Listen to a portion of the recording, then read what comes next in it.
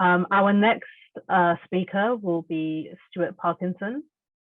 So Stuart, if you'd like to take over. Right. Thank you very much, Malik. Thank you very much to Campaign Against Arms Trade for organising this session. I've got a few slides as well that I would like to share with you. So bear with me while I get these working. There we go. Hopefully you can see that. Screen a bit more. Right, okay. I'm Stuart Parkinson. As Malik said, I work for Scientists for Global Responsibility. For those of you who don't know us, we're an organisation, UK membership organisation. We have about 700 members in the UK from science and engineering professions, including social sciences. And yeah, I'm going to talk about military involvement in UK universities and what the alternative is.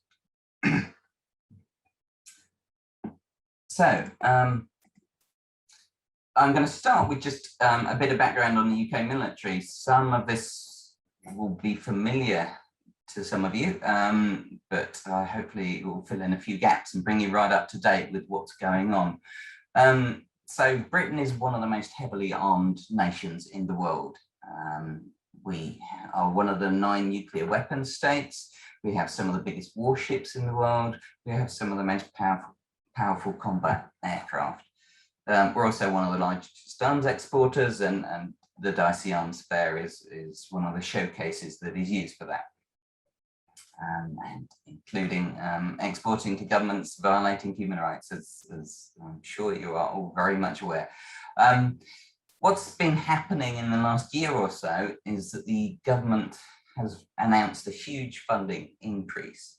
This is the largest increase in Britain's military budget for 70 years, so since the Korean War in the early 1950s. So it was announced right in the depths of the pandemic last winter, that instead of paying our hospital workers a decent wage, for example, we would massively increase the military budget. This includes a new defence equipment plan, which is currently planned to spend nearly £200 billion over the next 10 years. And within this, there was also a new defence review, which emphasises the role of what they call emerging technologies. And I'll talk about what that means shortly. So just go to the next slide. So the military equipment, the main programs that the UK has. So the biggest program is the submarines and nuclear weapons program. This is about a quarter of the equipment budget.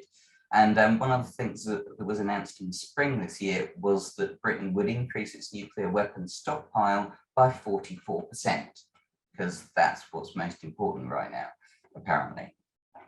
And that's after years of our nuclear weapons stockpile being reduced since the end of the Cold War. But Boris Johnson has seen fit to reverse those reductions. Another big area is combat aircraft, and so you've got the new F-35 strike planes, you've got new drones and various helicopters.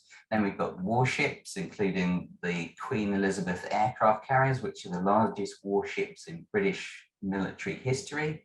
Then you've got other things, armoured vehicles, conventional weapons, and then something called Defence Digital, which is the increasing role of electronic warfare. And that's one of the subjects of the protests in Liverpool today against the upcoming arms fair there. And then we've got, as well as the UK spending on its own weapons, then you've got the arms exports. And I've just summarised a few key facts and figures here. These will be familiar to you, but just one of the key things here is just the sales to the Saudi-led coalition since the start of the war in Yemen, 5.4 billion worth of arms exports. That's just the official figures. campaign against arms trade estimates that to be more than 3 times higher. So it gives you an idea of how good the official figures are. And that includes strike planes, bombs, and missiles, and key suppliers, BAE Systems, MBDA, Raytheon. Some of those names will be familiar to you. So what about these new emerging military tech programs? As part of the announcements over the last year, we see now that there's a new Defence Centre for Artificial Intelligence. So trying to make the best use of artificial intelligence for military applications. We've got a new Space Command because we want to militarise space. New Cyber Force. Then there's new strike aircraft that are being developed using artificial intelligence and drone technology. This includes drone swarms. So that's lots of small drones working together using artificial intelligence to coordinate and fly without human interaction. And the possibility that this could lead to the development of autonomous weapons. So weapon systems that decide for themselves when to kill. Now, officially, the British government is opposed to the development of autonomous weapon systems, but it refuses to support an international ban on these weapons. So draw your own conclusions from that. Another program is developing a next generation of warships. And apparently these will include eventually directed energy weapons. What are directed energy weapons? They're lasers, microwave weapons. So they've been experimenting with these for decades without much success. They keep promising that they're going to have these soon. We'll see, but it would be very, very disturbing if they do actually manage to overcome some of the scientific problems with trying to develop those projects.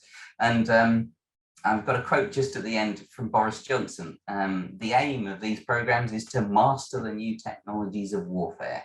So that gives you a chilling idea of where this stuff is going. So within Britain, how do the universities get involved in all this work? So we've got key funding networks. So the money, the organisation with the purse strings is the Ministry of Defence. The Ministry of Defence has its own laboratories, the Defence Science and Technology Laboratory, the Atomic Weapons Establishment, a few others. So that's where some of the money goes. Then a larger fraction goes directly to the arms industry, mainly in the UK. And then through those 2 routes, it gets to the universities.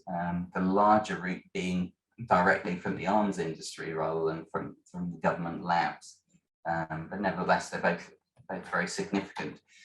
Here's a bit more detail about these particular routes. So the first thing is how big are these funding pathways?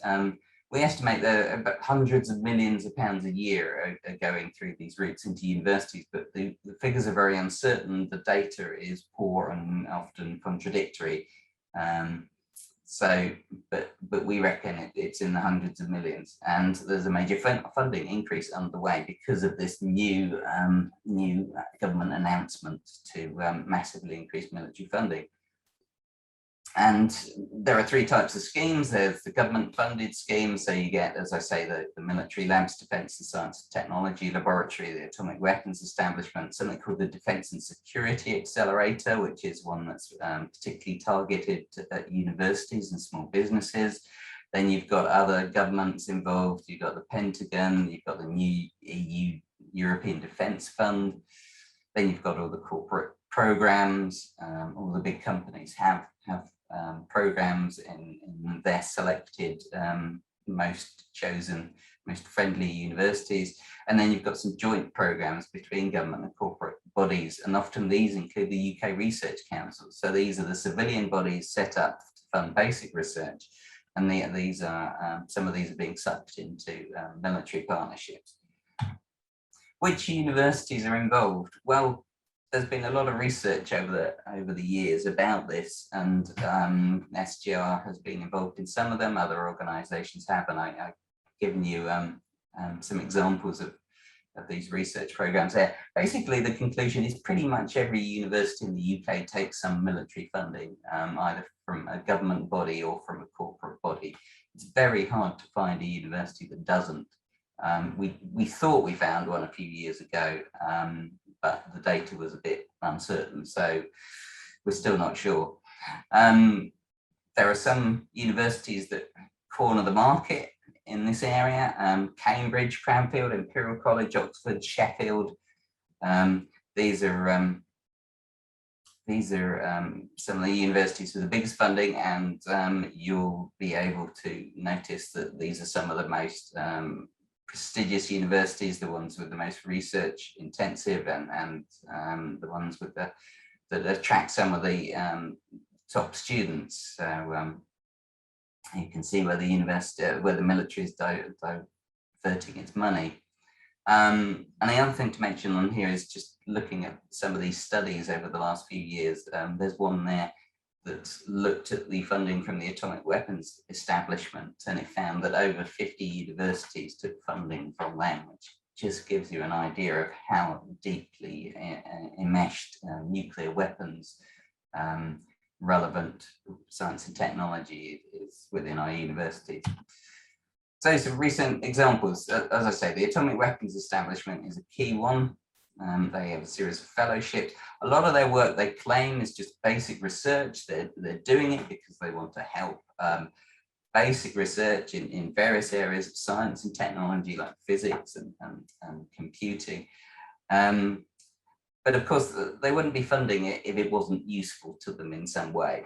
And they wouldn't be funding it if it wasn't a way of helping to train the next generation of scientists who they will then go on to employ in their nuclear weapons labs. So that's a key area. And another example is the emerging area of autonomous systems research. So this is the stuff that could be turned into killer robots, robots that could eventually take decisions out of human hands to kill people on the battlefield. Again, there's a lot of areas of work in here. There are 8 key universities that have been identified by researchers. And again, you see some of the same names: Imperial College, Cambridge, Oxford, and Liverpool is a big researcher in this area. And again, the same key funders: BAE Systems, DSTL. Often the research is not classified, so it's security classified.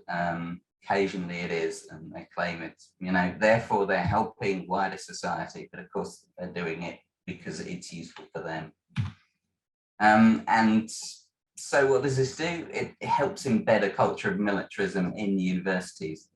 One of the things that universities say when you challenge them over this funding, they say, oh, it's only a small percentage of our total income, so it's not a big deal, but it's targeted on key disciplines. So it's targeted on engineering, on computing, on physics, and it's targeted on the most prestigious universities, the most research intensive universities. So they're trying to corner the profession which is most which is at the higher levels of skill and application. And as I say, it's to provide a reliable supply of qualified scientists and engineers for the next generation, and to create sympathetic professional relationships between the military organizations and the universities, so that you don't get the criticism, you don't have so many ethical questions asked, and it's one of the things that academics often don't like who are working in this area. They don't like to be asked, they don't like to discuss publicly the ethical questions, because they realize it's a minefield, and they realize there are an awful lot of ways in which their work could be misused. So what about the alternatives to military spending? Well, it's kind of obvious. There are a lot of better areas to spend your money in. We've got the climate crisis, we've got global inequality, we've got tackling the pandemic. A lot of these are threat multipliers. They help, they contribute to increasing the risk of conflict around the world. And so, you know, funding, we need military spending and research spending to go into these areas. And I put this graph up because this is what a comparison of where the government's spending changes relative to 2021. These are the projected changes in spending over the next 4 years on military, overseas aid and reducing UK carbon emissions. So you can see, as I said, the military budget is increasing by an average of about 6 billion a year over the next 4 years. At the same time, you've got a massive cut to the overseas aid budget. We only have 1 year's data so far on this, but you can see that it's around the same amount as the military, as the increases in the military budget. So when the government says, no, we didn't cut aid to fund up the military, they were completely independent decisions. You can see just what a misrepresentation that is. And then you've got some increases in spending on tackling climate change, but it's a much lower level than the increases in the military budget, and it's nowhere near enough to help us to get down to zero carbon emissions that we need to tackle the problem, particularly the transition over the next 10 years. And this graph just, for me, shows the stark difference between the priorities of where the government puts its research and development money. So you've got the military spending there currently. Well, these are the latest figures, around 1.7 billion a year going into military R&D. And yeah, about maybe a tenth of that, even less, I think, into renewable energy related R&D funded by the government. So campaigning and education, some of this will be familiar to you. So SGL, what we're doing in our organizations, our organization, we're doing some research around the level of involvement of the military, and then publicizing this research as when this talk is an example of that.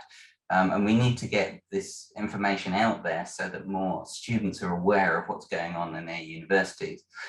And another thing that we're doing is looking at the alternatives. So we have an ethical careers program, and that's aimed at university students, giving them information on the alternatives and what career options are out there. We're about to launch a whole bunch of new materials in about a month's time, so keep an eye on our website.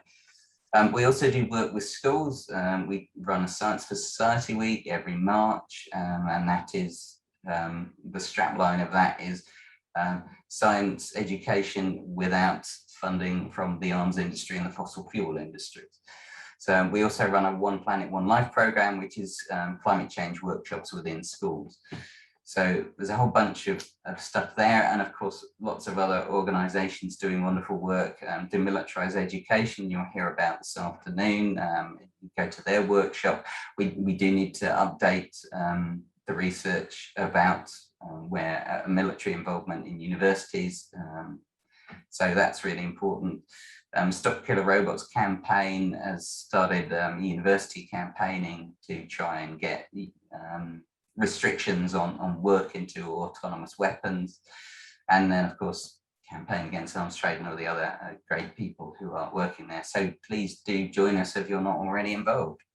And I will put these slides on SGL's website. There's a whole bunch of references, so if you want to read more about it, you can. Okay. That's me. Thank you.